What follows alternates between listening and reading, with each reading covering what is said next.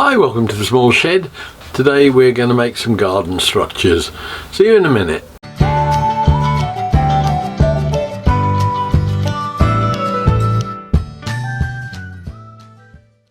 Next little job in the shed is some obelisks for one of the ladies that comes in and has things off us. And I just need to get some timber prepared for that. Again, I can make them at home, but it's easier to get 6 foot lengths planed up in here. And it's only essentially 4 pieces of timber with a little finial and a blob on top and some pieces going around the edges at various heights. So all I've got to do is prepare enough timber to do that. So I've got some timber upstairs which I'll go and get. According to one of the drawings I found on the web, we need something like 22 inches, which is, what's that in real money, 550 mil for those, and we want about 450 for those, and about 300 for those, and this one has got some very small ones of about 180, and then that is 800. So let's go upstairs. I've got some timber that I put to one side, which I got my name on it, so it shouldn't have gone. We'll go upstairs, get that, and have a look and chop it down a bit.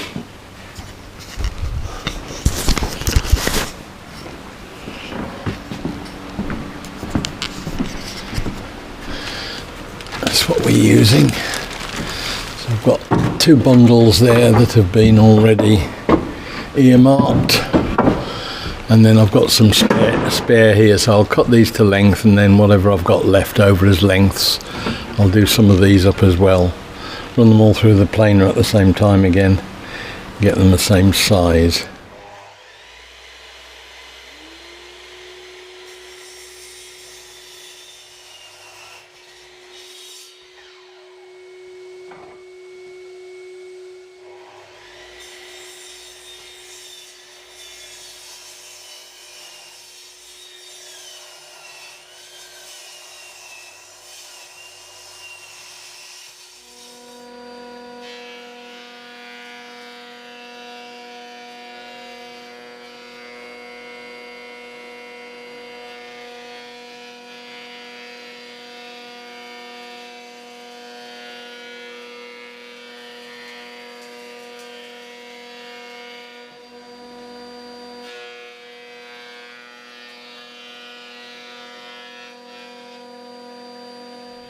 Right, so we're back in the shed at home with all the timber cut, prepared.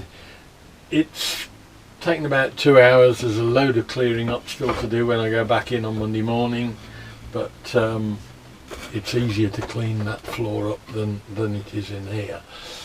I've done a quick check on an angle finder program, which tells me that for a 1.8 metre high, if I go 500 mil at the bottom, that's about an 8-degree angle either side of vertical. So I think what I'm going to do is make 2 sides up for each of these obelisks, like an A-frame literally, and then put those 2 together. And what that means is I really need to take it'll be an 82 degree, I think, cut off the faces on each one at the top, so that they have got a joining in the middle and I can screw through, and then I can do the cuts on the ends of the pieces. There'll be 8 degrees on each one, or 82 depending on where you're working from. And then I can put those points all the way down. I've got to mark out roughly where they'll be, and I can get the lengths, and I'll do those tight to the sides of the A-frame, and then when I come to join them together, obviously they'll oversail by another 30 or 40 mil to work. But I think that's all it needs doing really. Might put a slight angle on the bottom so they go into the ground, you know, a bit of a point almost on the feet, and again we can work that out. And then the worst thing to do will be the top cut, where I'm cutting 82 degrees either side to make it level in that plane, but I've also got to make it a cut in that plane as well. It's a compound cut, and I'll have a play with that on the saw with a bit of scrap, so that when we get a square piece sitting on top for the little finial on top, it'll be square and you can just screw it straight down. I've got something which I think will do for those that have been lying around in the garage for a while. Let me just go and get them. Nothing too fancy, but these are curtain pole ends. So if I just get a small square of timber, that sort of shape, pop that on it, and then that will go on top. Just a bit of decorative fancy on top, and we can just screw it all up from there, and it's reasonably substantial. And okay, it's taken a couple of hours to prepare the timber, and it will take some time obviously to cut all the pieces up. But bearing in mind this wood is totally free, it hasn't cost a penny, so it's quite cost effective for us if we're doing projects like this for people, because basically apart from a few screws it's all income for the shed, which is good. So I'm just going to start and do the trims on the end to join these panels up, and then I'll probably decant outside and make up a couple of these A-frames and see how it's all going to go together, mark them out for the cross pieces and measure those up. But we're a little bit tight for space as ever, and it's full of clutter as well. I want to get these done as soon as I can.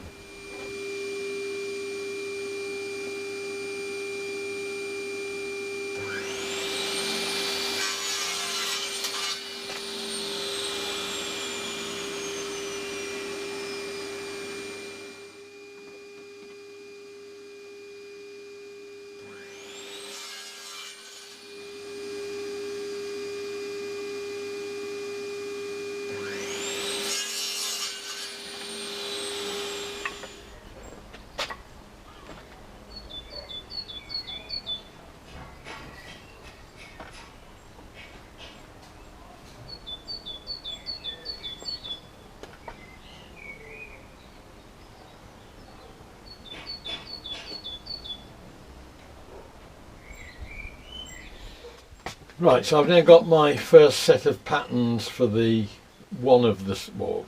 two of the sides of each of the obelisks. So I need 4 times those. So I can cut those now and then put them together. I think I'll just temporarily tack them together because I'd like to do the whole thing with preservative before I properly assemble it. And then once that's done, that'll give me the measurements to do the other ones, which will be, each of them will probably be that much longer. Right, that's got all the parts cut for the legs and the cross rails. I've also cut, these are about 500mm at the bottom.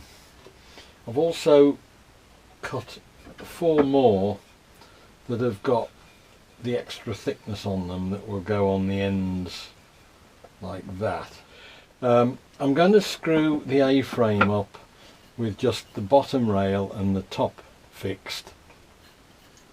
These intermediates can go in more or less, although I've marked where they should go, there's a degree of being able to float them up and down a bit, because if they don't quite fit you just move them up or down the taper.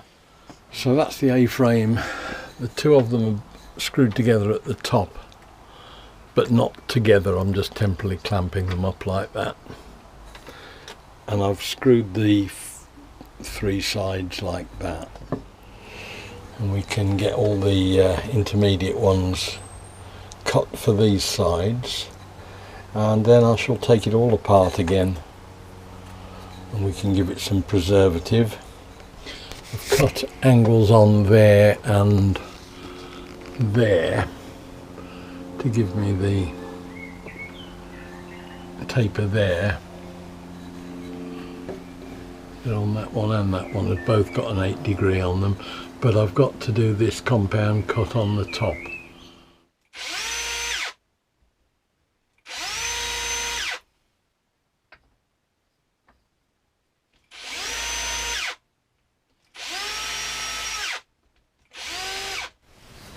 Right, that's it. 40 pieces of timber, about 70 holes drilled, 70 countersunks, 80 angled cuts, and we've got a kit of parts to make the two obelisks, and we can get them covered, a couple of coats of preservative on them, and then it's ready to assemble, and I'll find out whether or not the lady wants any timber treatment on them in terms of colour or not. But we haven't got a huge amount of waste out of all that material that we cut. I think I did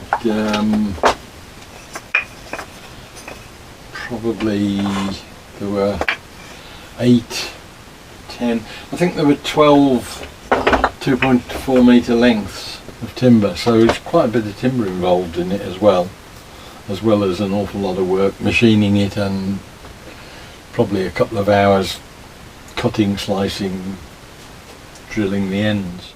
Now, in order to stop the water getting into the end grain at the top of the obelisk legs, I'm going to put a piece of hardwood on top, on that top cap, with this mounted on top of it. I've got some dowel that'll fit that, and if I drill the hole out to a similar size, it'll sort of slot it all together. What I think I'll do then is to just pop it in the lathe and put a chamfer on it so that it sheds water off it sideways.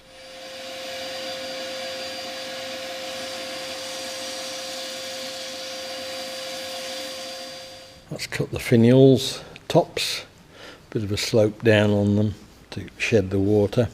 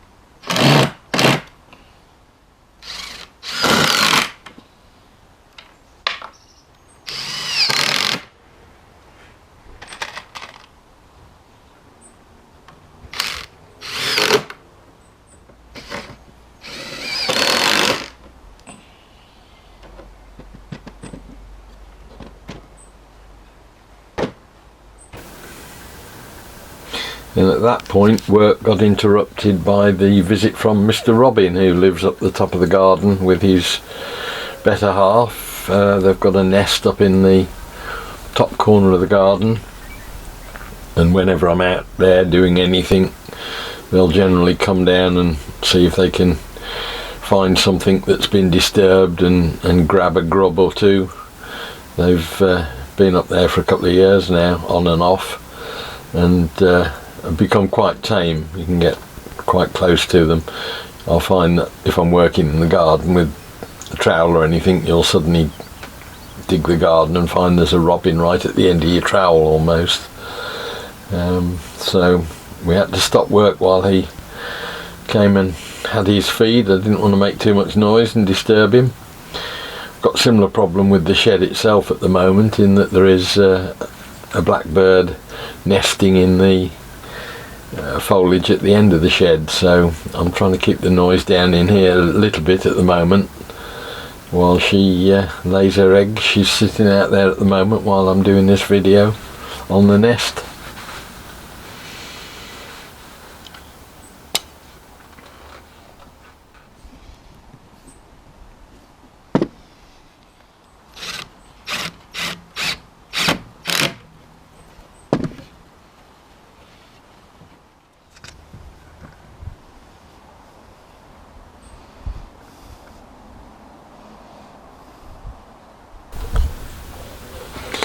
Right, well, with a bit of a struggle we got those back in the car and took them off to the back to many sheds so they can be passed on to the lady that wanted them. So another little job done and out the way, one off the list.